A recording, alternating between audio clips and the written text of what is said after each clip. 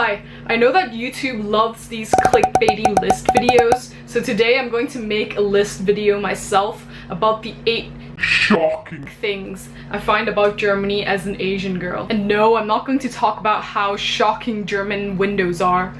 I love the German windows. So before we start, I wanted to give you a little background information about myself. So I'm from East Asia. More specifically, I'm from Hong Kong, which is one of the most densely populated and overcrowded cities in the world.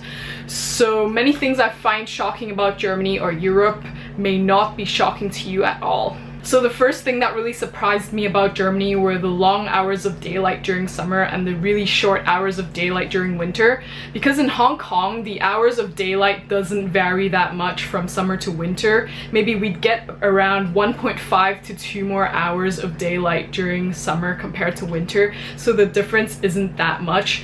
But when I was in Germany in the summer, I was really surprised at how bright it was at 9 or 10 p.m. at night. It really felt like the afternoon. And on the flip side, I was really shocked at how short the daylight hours were in Germany during winter. At around 4 p.m. it would be dark and it would feel like bedtime. So that would really mess with my sense of time and I wouldn't know, I couldn't tell you what time of day it was because it would just be so different than what I'm used to at home. So this leads to the second thing that I find surprising about Germany is that the temperature fluctuations during summer are huge. So in Hong Kong, it's always going to be humid and hot, and it doesn't matter what time of day it is, it's just always humid and hot. But when I was in Germany, in the mornings, I'd need a jacket to run around because I'd be really cold in the morning. But then by midday or in the afternoon, I just want to take out all of my clothes because I'd be sweating my balls off. And then at night, during summer in Germany, I'd be really cold too, but that wouldn't be the case in Hong Kong because at night everything's still hot and humid. I'd be sweating and sweating and sweating, but in Germany that isn't the case for me. The third thing that I find kind of shocking about German culture as an Asian is the use of formal or informal address. As you may know, Chinese and English doesn't use any informal or formal address. Everything is just you, but in German you have to use the informal or formal address depending on who you speak to. And I think this creates a sense of distance or unfamiliarity with the people you're speaking to by default. And personally, I find it kind of unnecessary, but at the same time I also respect it and accept it as part of the German culture. I just think it creates a lot of unnecessary drama, like the time I called someone dude by accident and it was kind of awkward and I felt kind of bad. And then there are also things like, when should you progress from the formal address to the informal address with someone?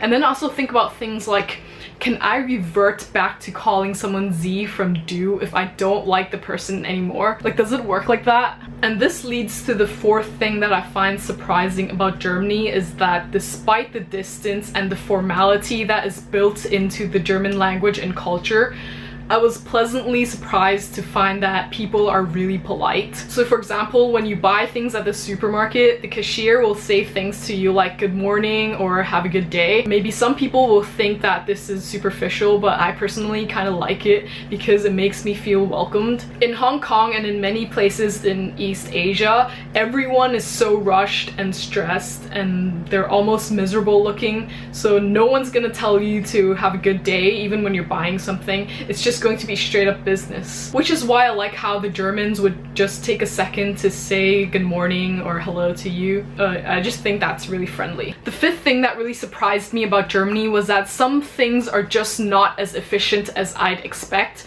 So I think everyone knows the stereotype that Germans are efficient, and on top of that there are also all these memes about German efficiency.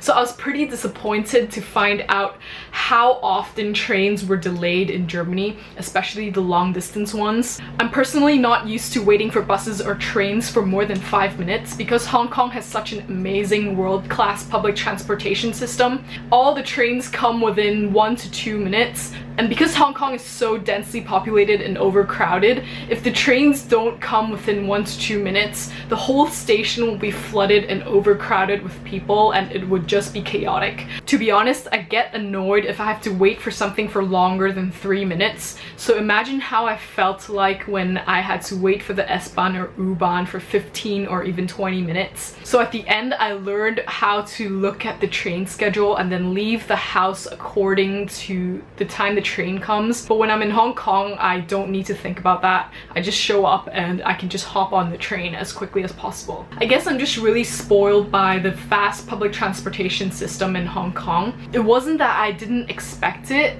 I knew this all along. I knew that Europeans drive and there isn't enough volume in Europe to have trains come every 1 to 2 minutes. It's just that I'm not used to it.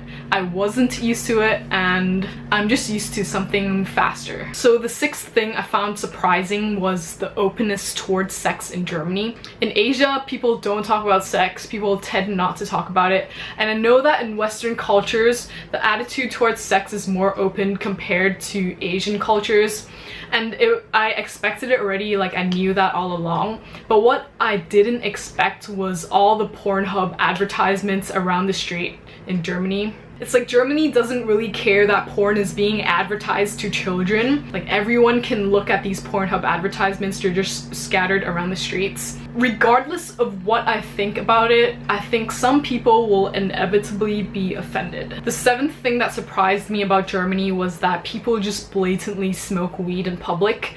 I know Germany is a bit weird and complicated on the legality of weed.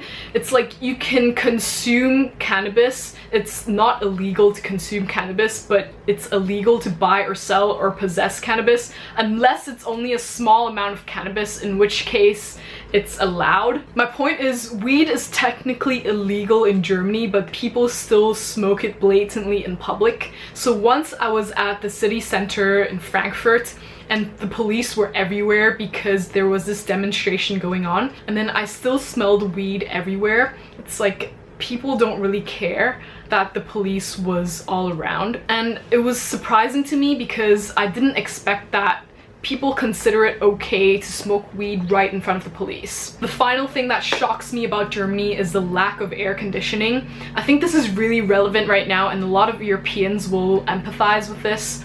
It's like every time I go to Germany during summer, I'm shocked at how lacking air conditioning or even fans are in Germany. I mean, I'm aware that Europe didn't used to be this hot even a few years ago, so I know that Europe didn't used to need air conditioning, but it's like I'm shocked at how Germany doesn't adapt to the rising temperatures and just start using more air conditioning or fans. It's just been so unbearably hot in Europe the past few years, and it's like every time I sit in the U-Bahn or S-Bahn in Germany during summer, it would be just so stuffy and hot, and when I stood up, my shorts would just be drenched in sweat, and it's just really gross to know that every time you sit down on the seat, you're being in contact with other people's butt sweat. So comment down below and let me know if you can relate to me or if you can't relate to me at all. Please leave a like if you enjoyed the video. Your feedback really helps the channel a lot, more than you can imagine, because it tells me whether or not I should keep making the same things or if I should experiment with other types of videos. Subscribe if you want to see more Germany related content.